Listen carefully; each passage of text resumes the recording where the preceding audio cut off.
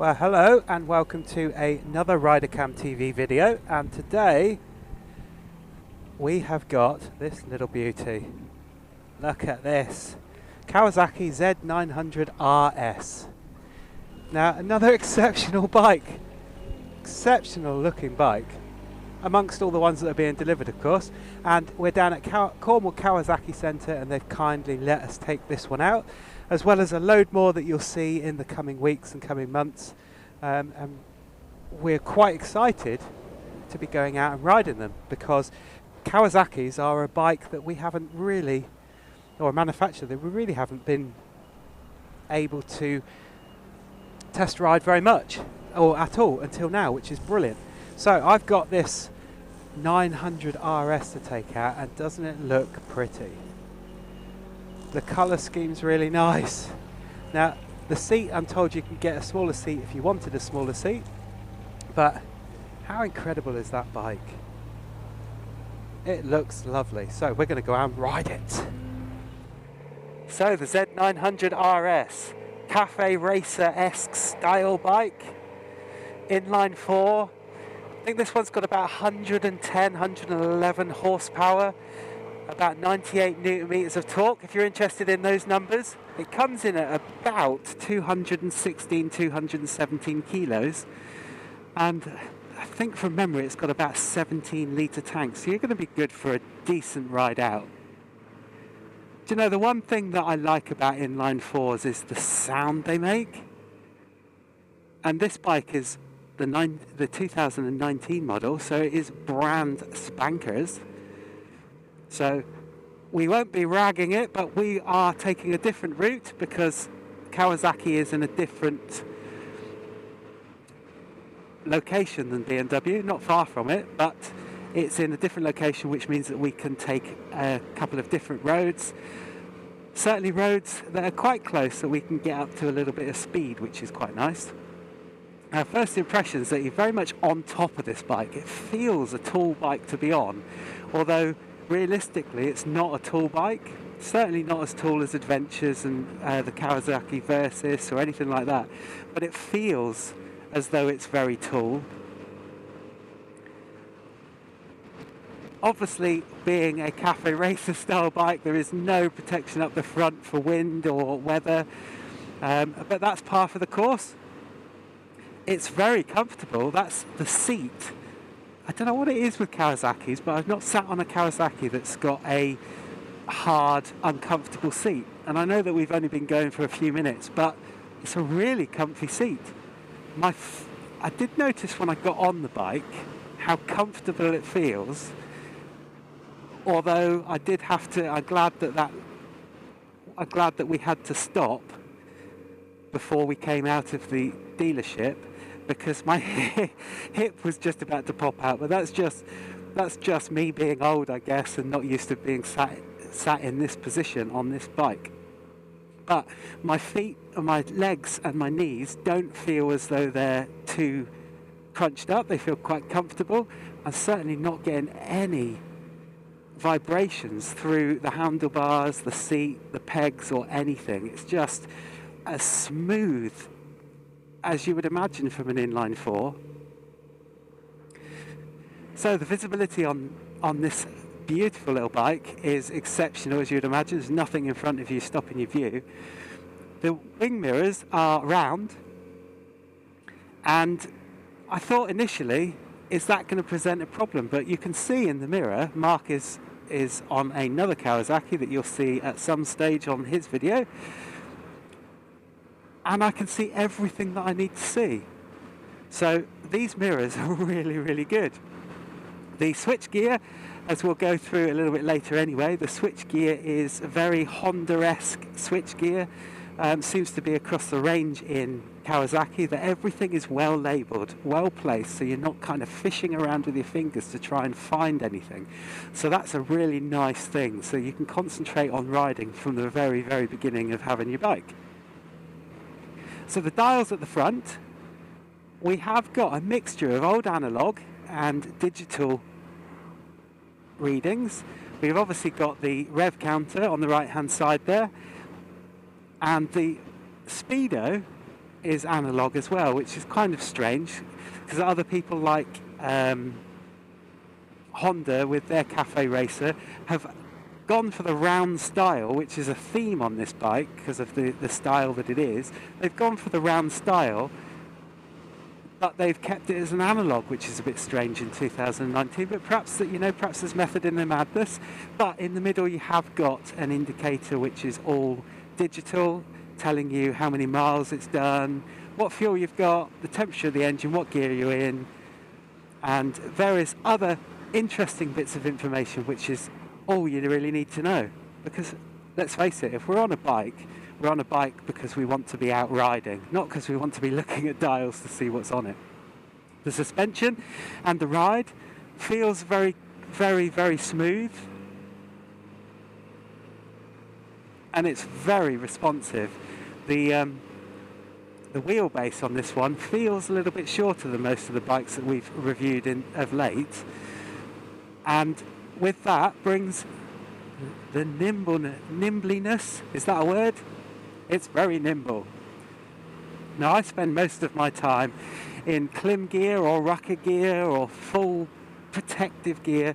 It's all the gear all the time. I'd never not wear protective equipment, but I'd love to have one of these sort of bikes or a cruiser where I could have a proper pair of, you know, like brown leather boots, a proper pair of riding jeans and a leather jacket to chuck on, and a small helmet, you know, just for those days out and those day rides. But this bike, you know, it's already shown that it's a very, very capable machine. The pickup is really quite insane from such a small bike, and I guess that comes from it being so light. That sound, I can't get over that sound of this bike. Really beautiful sound. Now this bike is the green one, the matte green, with obviously the Kawasaki green stripe and charismatic green colouring.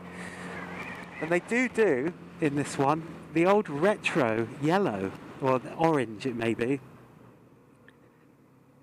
And that one looks really special. It's very responsive.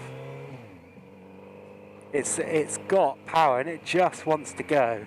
But I don't, you know, there are some bikes that just want to go and you always feel like you're holding it back.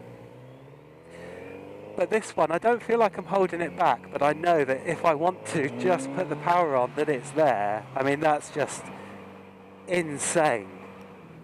It is a comfortable bike to ride. It's dealing with all of these uneven bits of road, and you're probably watching this video thinking, wow, these roads aren't uneven, you should take a look at some of the roads outside or in our area. But even though they're really flat bits of tarmac, they're not the flattest bits of tarmac. And I have been on some bikes that have not dealt with this sort of road well at all, and sort of chucking you about and shaking your bones and stuff. It is tight. It is a tight feeling. It doesn't feel like it's not wallowy, but it's kind of just about right. You know when you're going over bumps, but not excessively, if that makes sense. But now we're on a bit of a faster road, we can actually pick it up and see what this bike is going to do. So the ratio between the gears seems to be just right. I'm not sure whether that's a long ratio or a short ratio, because as you know, we're not technical people, but it feels like you're changing up at the right time, and it doesn't feel like you're needing to change up and up and up to get anywhere, or down and down and down to give yourself more power. It's just got it in every gear, and I'm in 6th gear now, and it's just pulling. And I've got good engine braking as well, but I can whack the power on as well. When you change down and then pull away, oh, it's just a lovely feeling. Really nimble bike. Now obviously on one of these bikes you have no protection. I think we've said that, but you've got no screen or anything, so you're going to get lots of wind noise through your helmet. So if you're riding one of these, perhaps you need to think about a quieter helmet or earplugs. A lot of wind on your shoulders, but that kind of puts you back in touch with being on a bike. It's actually quite nice to find a road where you can get up to 50, 60 miles an hour that's got a few twisties on it as well, rather than just, you know, straight roads and stuck in traffic and all that sort of jazz. Because it's really nice to see what this bike will do. You know, and it's certainly not complaining. I get the feeling that this bike is smiling, saying, yes, this is exactly what I want, this is exactly what I want, keep going, keep going, keep going. Which is what you want out of a bike. See what it does round corners. Really, really quite precise. You can be precise with it and just flick it over to get round corner. Really, really nice. I wouldn't be afraid to take this one anywhere. Not only for, you know, a weekend's ride, but also for a tour. You know, this is a nice bike. It seems to have an awful lot of engine braking as well as the power to go. Now that might be because I tend to keep my bikes in the middle third of the rev range, purely because it just makes it responsive both to slow down and to speed up. But this bike literally feels like it's got a lot of engine braking, and I could kind of be mistaken that this bike isn't an inline four, that it's actually a twin of some kind, and that's really, really quite surprising. Like my bike? Now this is the Kawasaki Z900 RS. It's got loads of great stuff on it, but it puts you back in tune with riding a bike and feeling everything. I've ridden a couple of Kawasaki's today, and the difference with a lot of these bikes is that they're totally naked, and being totally naked, it's kind of wanted me to go out and ride a little bit more, because we ride all the time and we're protected by all this gizmos on BMWs. Whilst that's good, it's also nice to feel that you're part of the bike when you're riding as well, and this really does do it. It's up there with the cafe racers like the R9T and the Honda cafe racers. The engine on this, like the other inline 4 Kawasaki's, is just incredible. You get that nice little burble, because it's only got one exhaust, but you get that lovely burble from this exhaust that the sound just filters up wherever you are and whatever you're doing, whether you're just sitting there and it's ticking over, or whether you're cranking it up. You can hear that, and it's just incredible. My bike, you do it and it's got a lovely sound, but this has got a sound that you just want to keep going all the time, and even you just want to keep it running all the time because it sounds so good. It really is lovely. Up the front we've got some mirrors, which are always handy, and initially I thought, why have they got round mirrors? But then they've got round dials because it's a cafe racer, so it kind of fits in. It's a throwback to the 70s, mate. That's what it is. Oh, Do you remember the 70s? You weren't there then. Are you high? Yeah, so it's got that, now I've been corrected, 1970s cafe racer style with all the circles. Now these mirrors, in just the perfect spot, I can see everything I need to see. And we talk about lots of mirrors on lots of bikes needing to go out. This is just perfect. The dashboard is round, and we've got a mixture of analog and digital. So you've got your analog speedo, which I don't know whether I struggle to understand why they've done that in 2019. There's nothing bad about it. Because it's retro. But other people have done retro, like the Honda that we've done on our channel. Check the video out. That's got a round dial, but it's all digital. Yeah. So it's kind of like a crossover from the cafe style and a 2018, 2017, whenever it was that we did the review on that bike. And then we come to the switch gear, and the switch gear is the same as many of the other Kawasaki's. I found everything in the right place. I wasn't fishing around with any of my fingers. It was just there and in the places that you expect them to be. Get good feedback from when you press them. You know, they work really well. They are what they say on the tin. There's no heated grips on this though.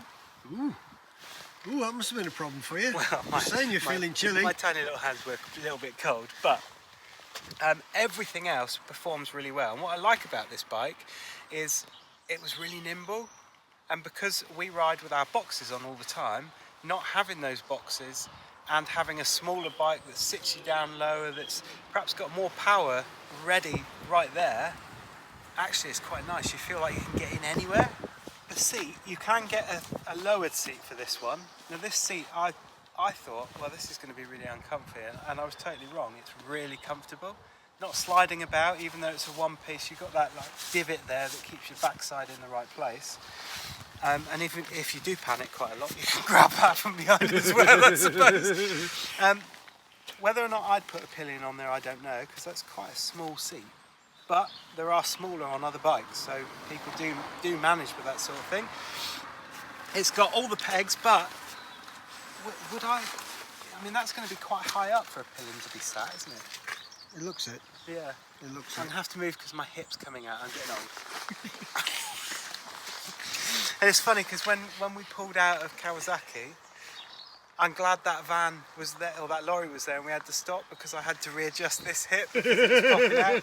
But having said that, the riding position, when I'm sat on there and my feet on the pegs, my knee isn't overextended, it's not overbent, it's not crunched up, I feel just right, and I don't feel like I'm being pulled over too far. You look quite upright, actually. Yeah, it feels like you're quite upright, it feels a quite natural position to ride in, and certainly flicking the bike around with the power. And what really surprised me with flicking about and having that power is the amount of engine braking. This is really good at engine braking. I was really quite surprised at how good it was. It's really responsive. When you pull the throttle back, you go. When you take it off, as soon as you take it off, it's almost like a cut off on the engine, it feels. It's on, off, on, off. But this is a brand spanking new bike, and I don't think this has done very many miles at all. It has done 48 miles, so that's how new it is. So it is just really tight. I like what they've done with the styling, I must admit. And they've got these little things stuck out. So I'm guessing that you can, and a little hole there, so I'm guessing that you can get some panniers to tour. Maybe not panniers, maybe just straps. Yeah, or strap over. You can get the, you know, the hangover panniers. Yeah. If we were talking about going on a bike touring, riding on this bike on a tour, I wouldn't have a problem with it. Other than the wind, you know, the wind and stuff going into your face and on your shoulders.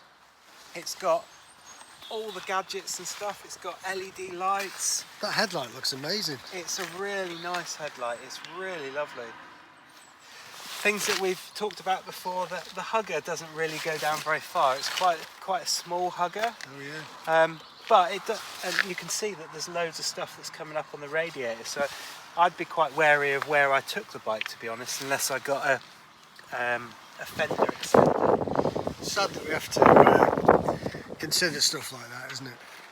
Well, yeah, because it costs money if it goes wrong, doesn't it? Yeah. But like the other Kawasaki's and like Hondas and like a lot of other bikes, the attention to detail of the engine from the outside makes, you know, it makes me feel like they've really engineered these bikes as well as the engineering from the inside. It does look nice, the black engine. And it's really aesthetically pleasing. And they've even got, unlike other manufacturers where you buy the bike and you say, right, how much is that? That's 20 grand. Would you like a box with it? Would you like this to help protect this? Would you like this?